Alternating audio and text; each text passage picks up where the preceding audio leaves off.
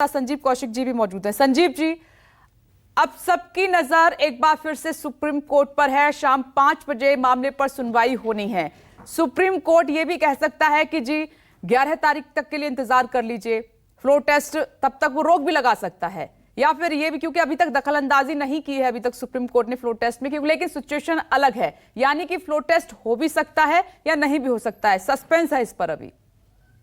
देखिए विपिन जी, सबसे बड़ी बात यह है कि ये तकनीकी पेच फंस गया है। अब पूरे प्रकरण में आप देखेंगे पिछले 10-12 दिनों से जिस तरह से पूरे महाराष्ट्र के लोकतंत्र का अपहरण किया जा चुका है, वो सारे लोग देख रहे हैं और महाराष्ट्र तक पड़ा हुआ है, विकास पूरी तरह से अवरुद्ध है।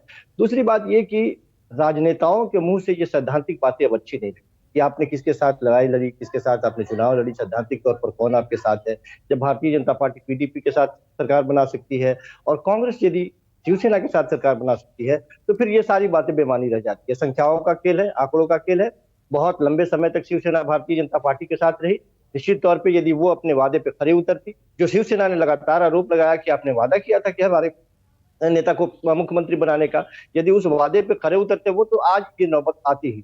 ये बात बिल्कुल सही है कि महाराष्ट्र में जो सरकार बनी वो वक्त भी लगा था उसमें सरकार बनने में, लेकिन भारतीय जनता पार्टी की कसक लगातार पिछले 2.5 सालों से ये रही, क्योंकि महाराष्ट्र की सरकार बनाने का मतलब, महाराष्ट्र में सत्ता में रहने का मतलब देश के आर्थिक राजधानी पर एक तरह से आप बैठे हुए हैं। सारी चीजें वहीं से संचालित होती है, आर्थिक रूप से इतना मजबूत जगह पे आप होते हैं। तो ये कसक भारतीय जनता पार्टी के लिए बनी रही, मौके की तलाश में है। लेकिन महत्वपूर्ण यह है कि क्या सरकार गिर चुकी है कि भारतीय जनता पार्टी फिर आतुर है। एक तरफ भारतीय जनता पार्टी हड़बड़ी भी नहीं दिखाना चाहती है, क्योंकि अनुभव ज्यादा बेहतर नहीं रहा है उनके पास। जितनी फजीहतें शुरुआती दौर में हुई थी सरकार गठन के समय, वो दोबारा वो करना नहीं चाहती है। फूक फूक के कदम रखना चाहती है। शह देने के अलावा दूसरा कोई विकल्प बचता नहीं है भारतीय जनता पार्टी के पास। लेकिन जो लोग बाहर खड़े हैं, क्या वो गुवाहाटी से सरकार बनाएंगे, असम से बैठकर?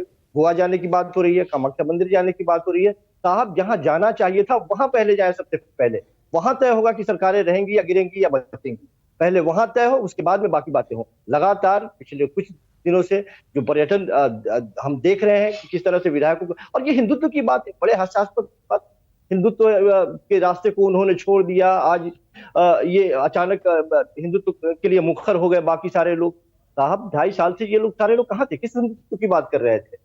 भारतीय जनता पार्टी की जो कार्यशैली है, निश्चित तौर पे एक कॉकस बना है। बहुत सारे विधायकों में मैं जानता हूं इसके बारे में, शायद आप भी जानती होंगी कि बहुत सारे विधायकों के ऊपर इस तरह से प्रेशर है।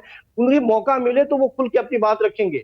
सबसे बड़ी बात यही है कि एक पक्ष ये कह रहा है कि जो लोग वो आपके साथ हैं, जो अपने पाले की बात कर रहे हैं, उन्हें आप सामने लाइए तो सही, वो बोले तो सही, अपने मन की बात करे तो सही। हम जानते हैं कि इस तरह की जब बातें होती है, सरकार गिराने की बात होती है, तो किस तरह से बसों में बंद करके, किस तरह से संगीनों के साए में, पहरों के साए में, घरों में बंद करके 80 कमरों का एक होटल जिसमें 40,000 रुपए एक कमरों का रेंट कौन तय कर रहा है? कौन दे रहा है? ये कहां से ये पैसे आ रहे हैं? बड़ी आसानी है ये कह देना कि नहीं, ये सारे विधायक अपने अपने फंड से, अपने अपने जेब से दे रहे हैं। नहीं होता है ऐसा। हमें पता है कि जो इसका खर्च वहन कर रहा है, वो आने वाले दिनों में सारी चीजें वसूली की जाएंगी, पैसे वसूली की जाएंगी। जब सत्ता में आएंगे तो उसका बाद में पता चलेगा। लेकिन सबसे महत्वपूर्ण यह है कि सरकार गिरे, फिर नई सरकार बने। ये तमाम संभावनाएं मुंबई पहुंचने के बाद में, और तकनीकी पेश में जो हम घिरे हुए दिखाई दे रहा है, तकनीकी मामला जो फंसा हुआ है, सुप्रीम कोर्ट बहुत सोच समझ के जो भी डिसीजन लेगी, निश्चित तौर पे ये कहने में हमें भी कोई गुरेज नहीं है कि उसका डिसीजन एक ऐसा डिसीजन होगा जो आने वाले दिनों में नजीर के तौर पर पेश किया जाएगा और उसके उदाहरण दिए जाएंगे। तो वो भी जल्दीबाजी में ऐसा कोई कदम नहीं उठाना चाहेगी कि कल होके किसी तरह से भी ये आरोप, या ये आरोप नहीं, मुझे मन से ही लोग, लेकिन उसका गलत या बेजा इस्तेमाल करें उस डिसीजन का, तो वो भी फूक फूक के कदम रखेगी। देखते हैं हम तक क्या होता है। ये संजीव जी, आपने सही कहा कि जब भी इस तरीके का मामला होगा, आप और हम चर्चा करेंगे तो इसका एग्जाम्पल, निर्णय का जरूर दिया जाएगा। प्रमोद स्वामी जी, मैं आऊंगी आपके पास, जवाब पूरा लूंगी, लेकिन एक बार फिर से रुक कर रही हूं प्रभाकर मिश्रा का। प्रभाकर, क्या आज सुप्रीम कोर्ट ये भी तय कर सकता है कि 11 तारीख तक का वेट कर लीजिए, उसके बाद फ्लोर टेस्ट हो, या फिर ये कह सकता है कि नहीं, फ्लोर टेस्ट होने दीजिए? अगर फ्लोर टेस्ट होता है तो फिर स्पीकर कौन होगा? ये कई सवाल जहन में घूम रहे हैं।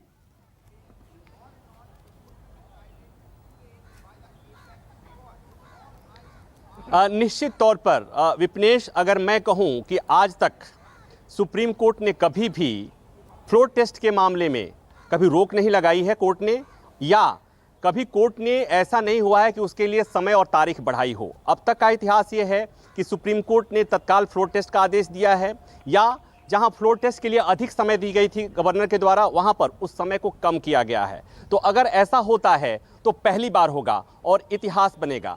दूसरी महत्वपूर्ण बात ये कि जो बातें दलील दी जाएंगी वो बहुत महत्वपूर्ण होंगी, क्योंकि उद्धव ठाकरे की सरकार की तरफ से, चीफ व्हिप की तरफ से जो याचिका दायर हुई है, जब सुनवाई शुरू होगी तो उस समय अभिषेक मनु सिंघवी की तरफ से महत्वपूर्ण दलील होगी कि आपने डिप्टी स्पीकर का हाथ बांध दिया है डिस्क्वालिफिकेशन के मामले में, कि 12 तारीख तक वो कोई कार्रवाई नहीं कर पाएंगे, और उसके बीच अगर फ्लोर टेस्ट होता है तो ये संवैधानिक प्रावधानों के खिलाफ होगा। तो ये बातें, चूंकि सुप्रीम कोर्ट का ही आदेश था कि 12 तारीख तक डिप्टी स्पीकर के नोटिस का जवाब देने के लिए ज़रूरत नहीं है, उनको समय बढ़ा दिया गया था, जो डिस्क्वालिफिकेशन का नोटिस जो जारी किया गया था। तो ऐसे में सुप्रीम कोर्ट के सामने भी एक अलग तरह की स्थिति है कि इसमें कोर्ट क्या करे। तो आपने जैसा कहा कि हो सकता है दो ही विकल्प है, या तो कोर्ट ये कह दे कि 11 तारीख की सुनवाई तक का आप इंतजार कर लीजिए, जैसे बाकी दिन बीत गया उतना ये भी इंतजार कर लीजिए। अगर ये भी होता है तो ऐतिहासिक होगा, क्योंकि आज तक सुप्रीम कोर्ट ने कभी, जैसा मैंने कहा, कि विश्वास मत के मामले में कोई न स्टे लगाया है न तारीख बढ़ाई है। और दूसरा, अगर ये कोर्ट कहता है कि प्रोटेम स्पीकर का हम चुनाव कर देते हैं, अंतरिम व्यवस्था के तहत फ्लोर टेस्ट हो जाएगा, तो भी ऐसा इतिहास बनेगा, क्योंकि आज तक ऐसा नहीं हुआ है कि डिप्टी स्पीकर या स्पीकर के रिमूवल का नोटिस पेंडिंग हो, अयोग्यता के मामले में फैसला नहीं लिया गया हो, और डिप्टी स्पीकर को रिमूवल का नोटिस पेंडिंग हो, उस पर कार्रवाई नहीं हुई हो, सुप्रीम कोर्ट ने कभी उस प्रोसीडिंग को रोका हो और उसके बाद फ्लोर टेस्ट हुआ हो। तो ये कुल मिलाकर ये कि जो भी चीज़ें होने जा रही हैं ऐतिहासिक होने जा रही हैं। 5 बजे सुनवाई शुरू होगी, और 5 बजे सुनवाई शुरू होगी तो कितने देर चलेगी ये कहना मुश्किल है, क्योंकि इसमें कई तकनीकी और कानूनी पहलू शामिल हैं, संवैधानिक पहलू शामिल हैं, दोनों तरफ से बड़े बड़े वकील शामिल होंगे, क्योंकि इसमें सेंट्रल गवर्नमेंट भी पार्टी है, तुषार मेहता सॉलिसिटर जनरल भी पेश होंगे, दूसरी तरफ से एकनाथ शिंदे की तरफ से एनके कौल जो सोमवार को पेश हुए थे, वरिष्ठ वकील हैं, वो अपनी दलीलें रखेंगे, और इधर से अभिषेक मनु सिंघवी जो संवैधानिक मामलों के जानकार हैं। और एक बात मैं और कहूँ कि इस समय जो उद्धव ठाकरे के खेमे की तरफ, सरकार की तरफ से जो अभिषेक मनु सिंघवी पेश हो रहे हैं, मुझे जहाँ तक याद है कि पिछली बार जितनी बार इस तरह से विश्वास मत का मामला आया है, प्रत्येक बार उन्होंने तत्काल फ्लोर टेस्ट करने की मांग की है, दलीलें दी हैं। तो ये भी एक महत्वपूर्ण मामला है कि ऐसा पहली बार होगा जब चाहे वो राजीव धवन हो या अभिषेक मनु सिंघवी हो, जो कोर्ट के सामने इस तरह की दलील देंगे कि इस फ्लोर टेस्ट को रोक दिया जाए या टाल दिया जाए।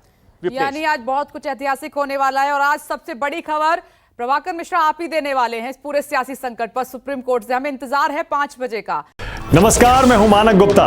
अगर आपको हमारा ये वीडियो पसंद आया हो तो इसे लाइक और शेयर जरूर करें, और हां, हमें सब्सक्राइब और फॉलो करना ना भूलें, ताकि आप देश और दुनिया की कोई खबर मिस ना करें। तो जुड़े रहिए हमारे साथ और देखते रहिए न्यूज़ 24।